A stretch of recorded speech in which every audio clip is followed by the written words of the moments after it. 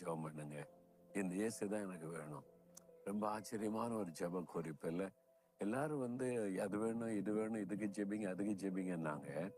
ஆனா ஒரு இந்து சகோதரி சொல்றேன், எனக்கு இயேசுதான் வேணும், அவர் என் கூடவே இருக்கணும், அதுக்காக ஜெபம் பண்ணிட்டீங்களான்னு கேட்டாங்க. எனக்கு அது பெரிய சந்தோஷம். எனக்கே சந்தோஷம், ஆண்டவரோட சந்தோஷப்பட்டிருப்பாரு. அப்ப நீங்க என்ன சொன்ன, ஆண்டவரே எனக்கு நீங்க கொடுக்கிற ஆசீர்வாதம் முக்கியம் இல்லை, நீங்க தான் எனக்கு முக்கியம்.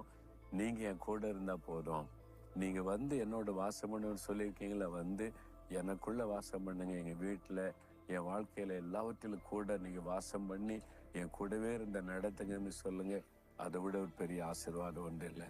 சொல்றீங்களா? இருதயத்துல கை வைத்து, ஆண்டவரே நான் உனக்குள்ளே வாசம் பண்ணுவேன்னு சொன்னீங்க. நீங்க சொன்ன மாதிரி எனக்குள்ள வாங்க, என் வாழ்க்கையில வாங்க, என் குடும்பத்துக்குள்ள வாங்க. நீங்க தான் எனக்கு வேணும். என்னோடு நீங்க வாசம் பண்ணினால் போதும். இயேசுவின் நாமத்தில் ஆமென், ஆமென்.